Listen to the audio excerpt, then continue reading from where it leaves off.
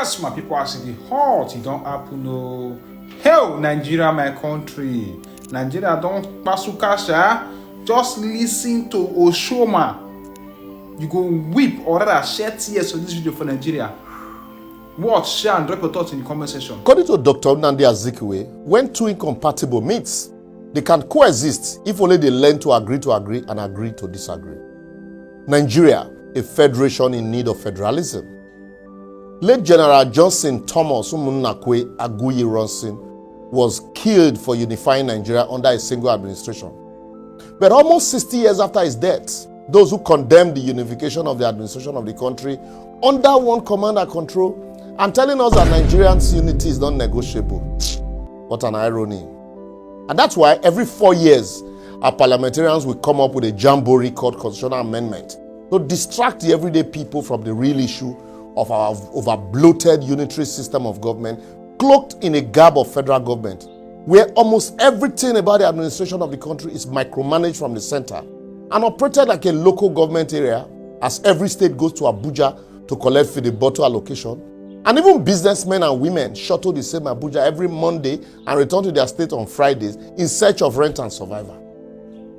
Public infrastructures like quality healthcare, qualitative education, shelter, housing, including security and pipe-borne water, people enjoyed in the late 60s and 70s in this country don't collapse finish today. We end up drinking pure gutter in place of pure water, and we celebrate road construction for Abuja and yet think we are making progress. We deceive ourselves. Show me which prosperous country in the world operates the way we do and makes progress. Why are we so afraid to discuss our coexistence? Why are we afraid to retrace our step back to our regional coexistence and autonomy? We're a country of various nations, and no country survives where one ethnic group dominates the rest. No matter how we patch it, with time, it will break up and disintegrate if we don't take time. Czechoslovakia was made up of two ethnic groups. They broke up into Czech and Slovakia in 1993. How about Yugoslavia, of a country of 23.2 million people? That's less than the population of Lagos. They had 6 ethnic groups and eventually broke up into Bosnia, Herzegovina, Croatia, Macedonia, Montenegro, Serbia, and Slovenia.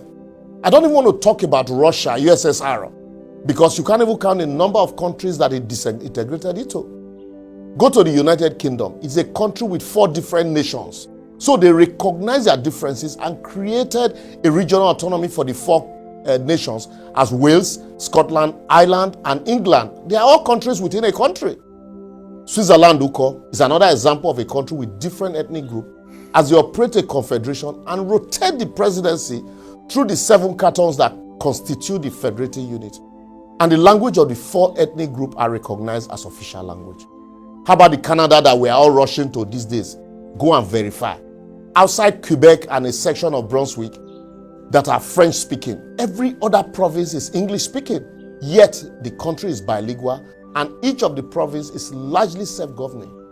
Same way is the almighty America that we are quick to run to. Counties, which is equivalent of local government, here in Nigeria, that is the government that is closer to people, manages their airport, their seaport, and major infrastructures at the local level, including roads, street lights, and local security.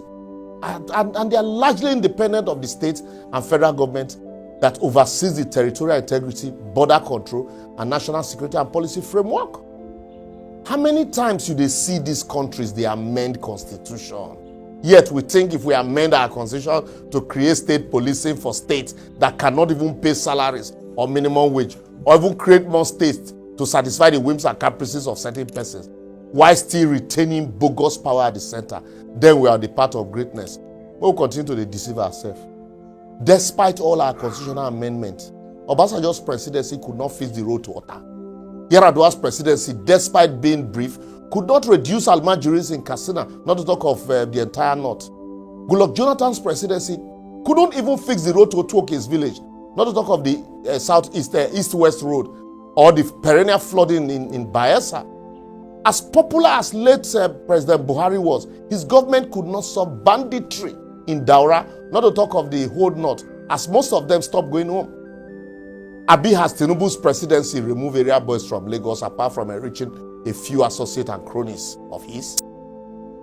They all could not because they were busy trying to micromanage everything from the center to the detriment of the unit. So you see, our problem is not this chop-by-chop presidency, but fiscal federalism. Otherwise, we are just postponing the evil days. So I will therefore advocate a federation being a union where federating units have a greater degree of autonomy and control over their resources and affairs, with the federal government playing a less dominant role, until we go back to the 1963 Constitution and allows the geopolitical federating nations that make up the country to have a greater degree of autonomy and control over their resources and affairs, where each region can tap into their inherent potentials and resources. These resources are abundantly distributed across the length and breadth of the country to create development in these regions and enhance competition among the various nations. Or in the alternative, allow people to negotiate the unity of Nigeria, where we can all sit down and agree to disagree through a genuine referendum and decide whether we all want to remain in this entity called Nigeria. And if so, also determine how we want to be governed. If we like, make we amend this constitution 1,000,000 times over, or create states to the extent of making my little village Adegbete a state. For as long as we keep operating this fidibotto system of rent taking, while some people are having a feeling of monkey they walk, babu they chop, we'll never be able to overcome the myriad of challenges facing us. As we continue to find it difficult to overcome the illegal but officially condoned arms in the hands of killer headsmen, banditry, kidnapping, fraudster, unemployment, and poor infrastructure, no be juju, na common sense. I don't talk my own. I think I leave her here, so for you to think about until next week. Please feel free also to subscribe. Just like and share, but importantly, let me know what you think in the comment section.